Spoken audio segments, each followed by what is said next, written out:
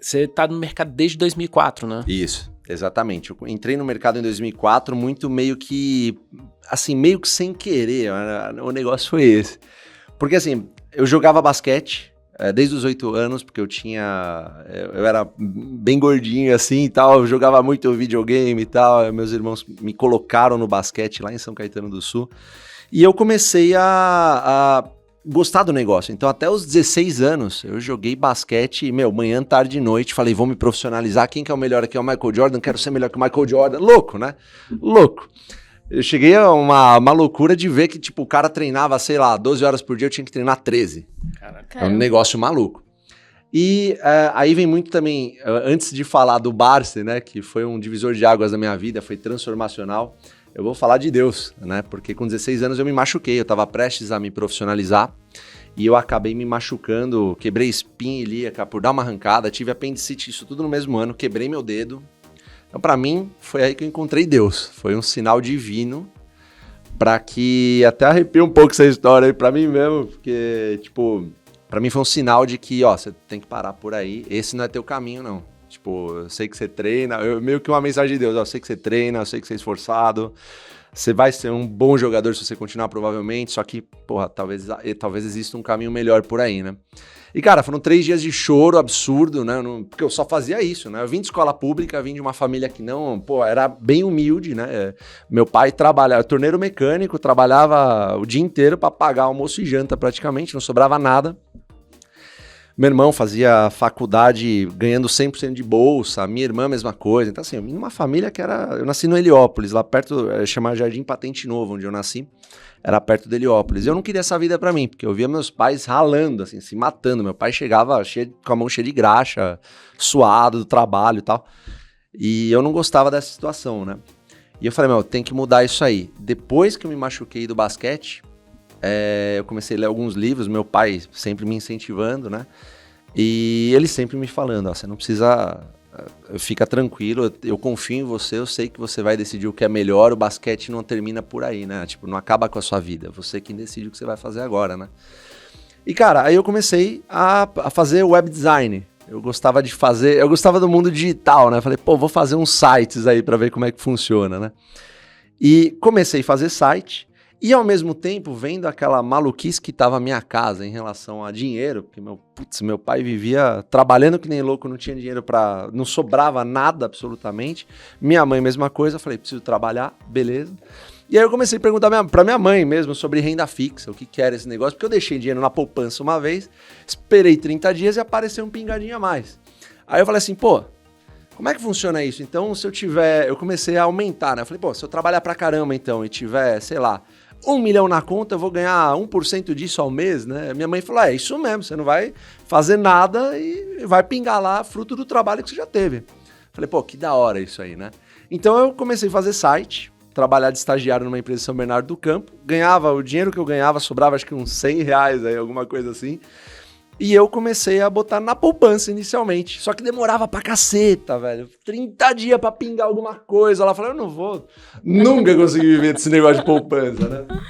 Então, eu nesse momento, o meu irmão, ele treinava Aikido de uma bolsa que ele teve de um amigo da faculdade. E nesses treinos de Aikido, ele conheceu um cara, chamava Luiz Sintra, que conhecia o seu Barsi, né?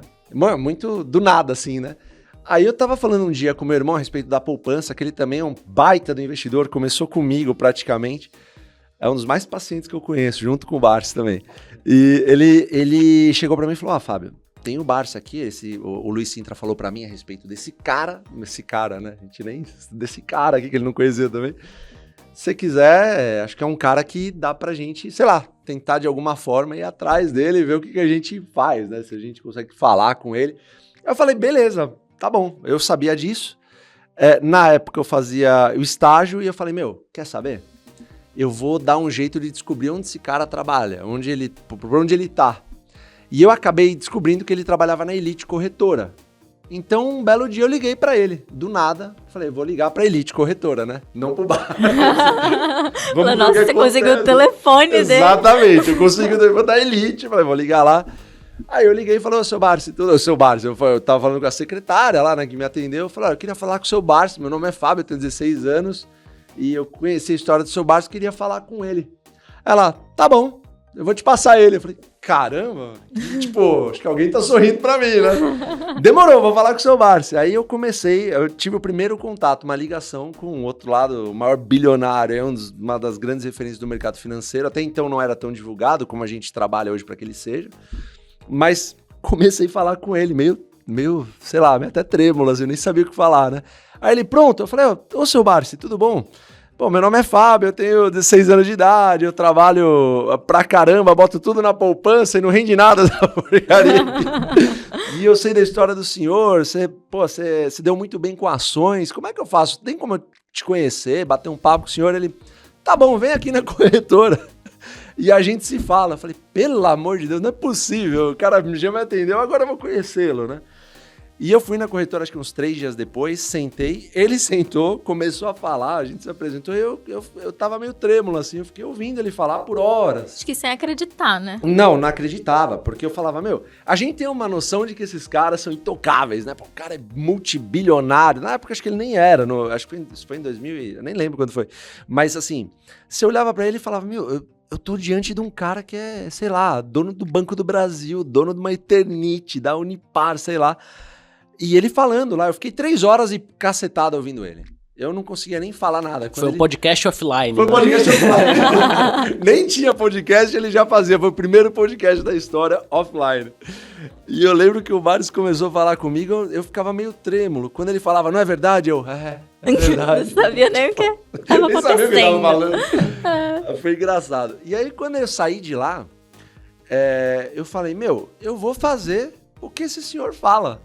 Eu não vou voltar atrás, eu vou só fazer o que ele fala e dane-se. Eu conheci o meu Michael Jordan aqui, né? Não era do basquete, já me machuquei. Então, beleza, eu vou fazer o que ele fala. E aí tiveram os 3 primeiros anos fazendo o que o Barsi falava pra fazer. Porque o Barsi chegava pra mim e falava, você tem que comprar essa empresa. No caso, uma das primeiras foi a Eternit que eu tive, né? Uhum. E aí você manteve contato com ele, então? Sempre. Eu vivia ligando pro Barsi. E tinha horas que ele também nem atendia, porque o mercado tava muito em alta, ele ficava meio pé da vida e falava, não vou atender ninguém.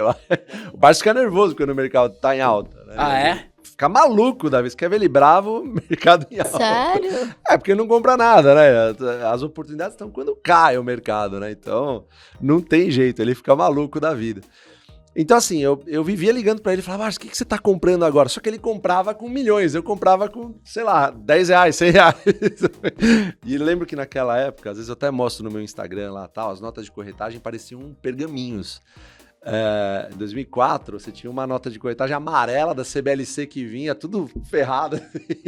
A gente guardava, né? A gente guardava, mas tinha lá as operações que você fazia e você pagava 1% de corretagem. Não tinha nada desse negócio de 0%, você não paga nada, corretagem zero, esquece. Isso é novo, na verdade. É muito novo. Sim, muito novo. Aquela época, era 1,5%. Então, você colocava 100 pau lá, era R$1,50 que debitava de você logo de cara, né? E eu já ficava maluco, porque eu falava, já tô começando com pouco dinheiro. Assim que eu compro, já me cobra R$1,50. Eu não vou viver nunca desse negócio de dividendo, né? Então, a primeira coisa quando eu saí da sala com o Barsi, foi começar a direcionar meus aportes, que eram, assim, 120, 150 e tal, e nessas empresas que ele falava, né? Uma delas, por exemplo, era a Unipar, Eternit, Unipar, Banco do Brasil na época também. Então eu direcionava os aportes para essas empresas. Na época a Unipar era centavos, era, sei lá, 50 centavos, 60 centavos, Banco do Brasil R$8, R$9, Eternit R$6, R$7. E eu comprava pouquíssimas ações, mas comprava, né? E aí eu falei, puta vida, essas empresas demoram para pagar dividendos. Com exceção do Banco do Brasil, Unipar e Eternit pagava de 3 em 3 meses. Unipar pagava, sei lá, uma vez a cada 6 meses. Hoje é fácil todo mundo falar da Unipar, né? Mas naquela época ninguém gostava dessa empresa. Mas aí eu ficava comprando. E eu falava, puta que... Pode falar palavrão? Pode, claro. Tô começando a falar palavrão aqui, eu nem bebo, hein, pessoal? Mas aí eu comecei a falar, puta que paroca, eu não vou falar puta que pariu. Falei, né? Imbecil. Bom, eu falei, puta que pariu, eu vou... Se eu tô demorando anos aqui anos, entre aspas, modo de dizer, né? Se eu tô demorando anos pra receber uma porcentagemzinha na poupança, agora então... Pô, daqui 3 em 3 meses eu tô recebendo, 6 meses, então você começa a duvidar. Então, embora eu falasse com o Barsi quase que diariamente, perguntando o que ele estava fazendo, ainda que eu não tivesse dinheiro para aportar diariamente, mas eu ficava ligando. Eu falei, meu, eu conheço o Barsi, agora eu preciso encher o saco dele.